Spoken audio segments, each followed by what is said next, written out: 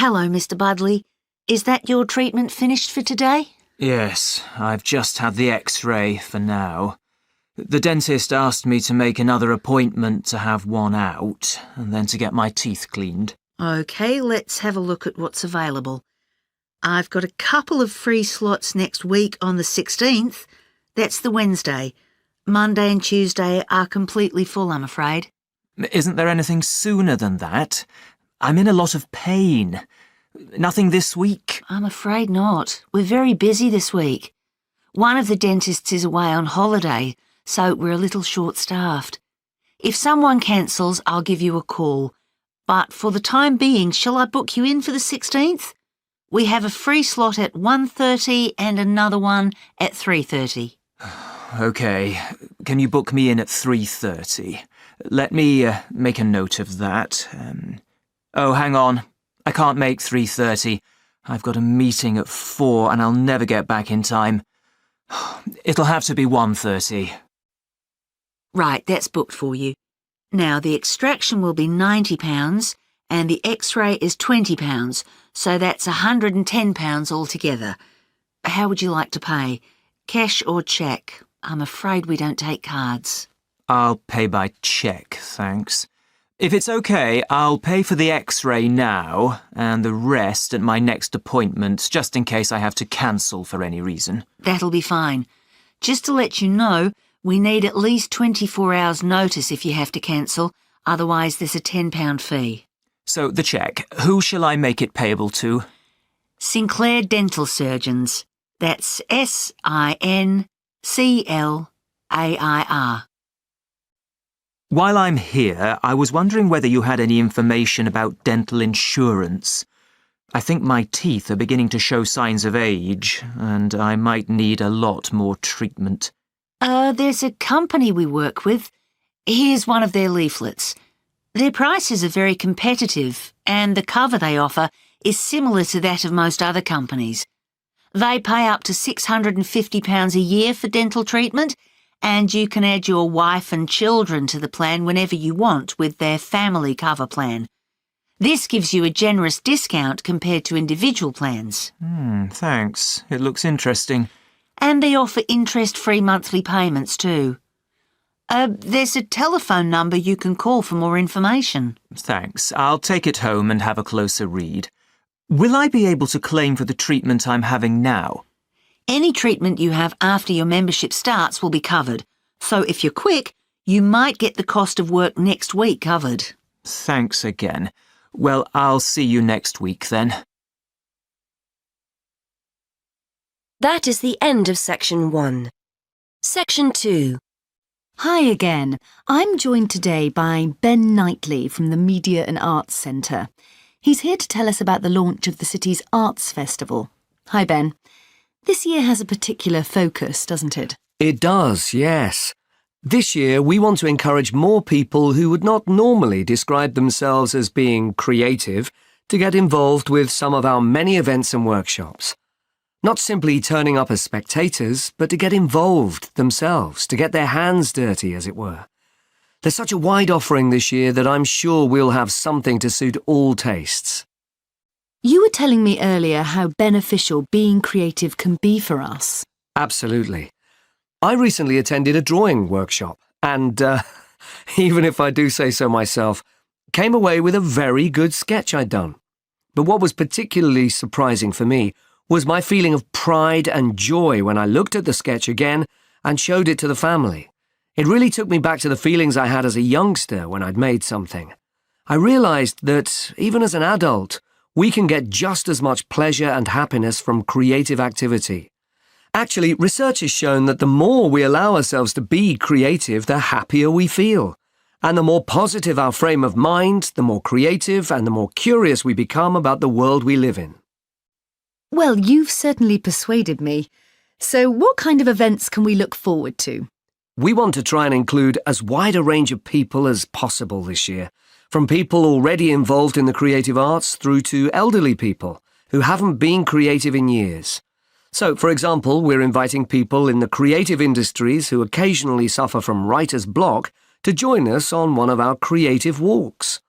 Walking has been proved to aid creative thinking, and we're running a series of walks during the spring and summer around some of the many beauty spots in and around the city. Then there's our knitting programme.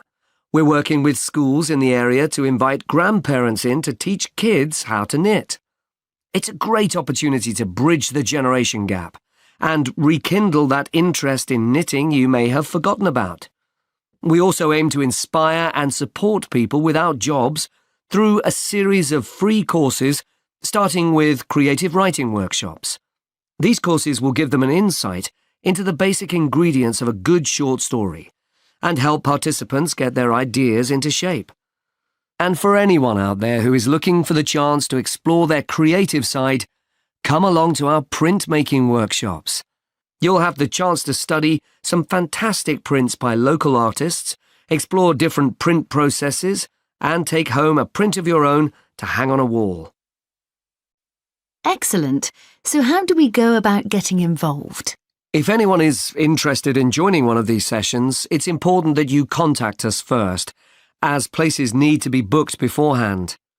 We ran similar sessions last year and demand was high. As I said previously, there's no charge for any of the workshops, and materials, where appropriate, will be provided on the day. You can get further information on our website, and if you don't have access to the internet, call us on 514-2261. The booking office is open Monday to Friday from 9 to 5, but closes early on a Saturday at 12:30. Many thanks, Ben. That is the end of Section 2. Section 3. Hi, Graham. How are you doing? Hi, Judy. I'm fine, thanks. And thanks for popping round. I was hoping I could pick your brains about transferring to another course. Yes, I remember you saying you wanted to do something else. Are you planning on staying here, or are you looking to go to a different university? No, I'm happy to stay here. I just feel I need to do something else. How did you go about your transfer? You did History of Art originally, didn't you? That was the course I initially wanted to transfer to. I'd studied art at college and wanted to continue, but my parents persuaded me that English would be more useful, so I took their advice. But I really didn't enjoy it and tried to transfer to History of Art, but the course was full. Anyway, I spoke with the course tutors and they told me about the Fine Art programme. They thought I had the talent to do it, so that was that. I see. How did your parents take the news? They were okay about it, really. They just want me to do what I enjoy, so everything's fine there. So you're hoping to transfer as well, then? Yes, I think I've given the German course a good try, but I'm not really happy. Most of the other students on the course seem to have at least one German parent, or they've spent a great deal of time in Germany, so their German is much better than mine. We get huge novels to read, and I'm still struggling with the first chapter while they're already finished and writing their assignments. I thought about doing a combined degree, German with another course, as the workload would be less, but in the end, I feel a complete change would be best. One of my other subjects at school was history, and I realise now I'm actually more interested in that. One of my housemates is doing history, and it sounds like a great degree, so I've decided to focus on that. Well, people do transfer, so it's not out of the ordinary. But won't you miss the opportunity to study abroad for a year? You spend year 3 in Germany, don't you? I know. Not only Germany, actually. You have a choice of Germany, Switzerland or Austria. That would be exciting, I know, but that's really the only thing I like about the course. And I can always do some travelling after I've finished my studies. I still don't know what I want to do as far as a career is concerned, so I think it's best I study something I enjoy first and foremost. Anyway, I thought I'd ask you about how you went about your transfer before taking it any further. Well, the first thing you have to do is make sure you're clear in your own mind why you want to transfer. You'll need to persuade people that it's a good idea, so get your arguments clear. Then, I'm sure you've already done this, But check what the entry requirements are for history and whether you've got the necessary qualifications. They might be more flexible now you're actually here, but you need to show them you'd be able to keep up with your studies. Well, I've got history qualifications, so I'm hoping that won't be a problem. Who do I have to speak to? Well, they always tell you to speak with your course tutor first, in case there's a way of making the course you're on more appealing to you. But it sounds like you've definitely decided to get out, so I'd go to the careers service next, just to make sure there aren't any restrictions on transferring. It shouldn't be a problem, but it's best to check first. And then there's your funding. I'm no expert, but I would imagine this won't be a problem. German's a 4-year course and history is 3, so you could just start from year 1 next September. If the careers service think it's okay and there are no funding problems, go and speak to the admissions tutor in the history department, just to see if they're happy with your qualifications and if there are places. OK.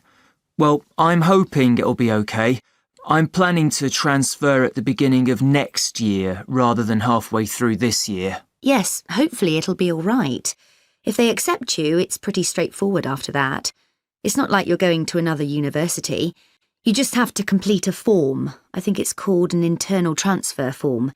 Your current head of department and the one for the course you're transferring to have to add their signature as well, and that's it. Well, thanks for that, Judy. I'd better start making my case for transferring, I suppose. That is the end of Section 3. Section 4. Today we're going to look at a fascinating condition that challenges the idea that we all see and experience the world around us in a similar way. For example, what do you see when I mention a day of the week or a month? What colour is the letter A or the number 10? If you often find yourself having more than the normal sense sensations, you too could have a condition known as synesthesia. Synesthesia is a harmless but fascinating condition which is often described by psychologists as the joining of the senses. We normally experience our senses individually, so we see a colour or hear a word, whereas people with synesthesia will find 2 or more senses being stimulated at the same time by a single stimulus. Some people will see or feel a colour when they hear a sound. Others will experience a taste or smell when another sense is stimulated. This happens automatically. The sensation can't be managed. People often go through life unaware that they have the condition. A common response from individuals who learn for the first time that they have synesthesia is one of surprise to discover that other people don't experience the same thing. It's a normal part of life for them, and they will rarely describe the symptoms negatively. To estimate the numbers of people with synesthesia, one group of researchers sat people in front of a computer and showed them letters and numbers in black. Participants were asked to choose a colour for each character they saw.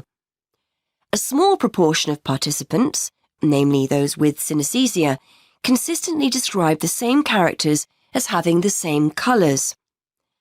On the basis of the results, researchers were able to predict that synesthesia affects about 1% of the population. This number has been confirmed in other research.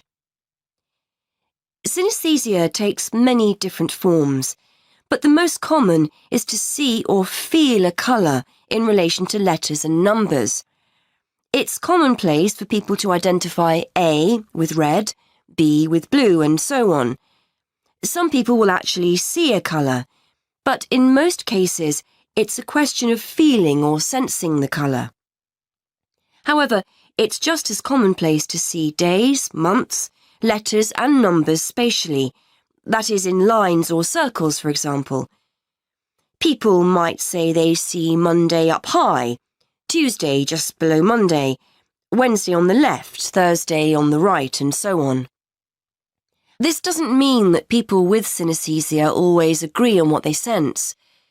2 synesthetes will often argue over the colour of a letter, for example. But patterns emerge if a large enough sample of people are observed, providing clear evidence of this condition despite individual variations.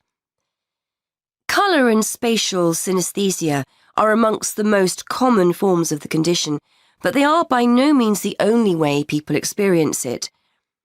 One of the more interesting combinations is word-taste synesthesia. This occurs when words lead the person to experience tastes or certain taste sensations. So a person's name might have the flavour of a particular sweet. Places might be associated with the taste of particular snacks. Taste needs to be seen in a wider context here. The sensation may be a feeling on the tip of the tongue or at the back of the throat and will differ from person to person. Some researchers believe we are all born with the condition and that it's most prevalent in our early years, but it then tends to become less noticeable as we enter childhood. It's a fascinating thought that as infants we experience the world around us through our senses in a different way than as adults. However, testing this hypothesis will be challenging, bearing in mind the difficulty of getting feedback from young infants. Research also points to the fact that synesthesia runs in families. In fact, as many as 40% of synesthetes, as they are called, know of someone in the family with a similar condition. This won't necessarily be a close family member, and the condition may be traceable back to previous generations or to an extended family member such as a cousin or uncle. There is evidence that synesthetes are often creative and will often have artistic hobbies or interests. Researchers think this is not necessarily because synesthesia makes them naturally more talented in this area, but the fact that they have multiple sensory experiences generates an interest in, for example, art or music. So that's synesthesia. Apart from its intrinsic interest, for psychologists it's a fascinating indication that we may all experience the world around us in different ways. Once upon a time, these findings would have been regarded as highly subjective, lacking evidence, and not of any scientific worth. However, we now have a much greater interest in how the brain helps us make sense of the world, and the study of synesthesia is one way for us to discover more about this.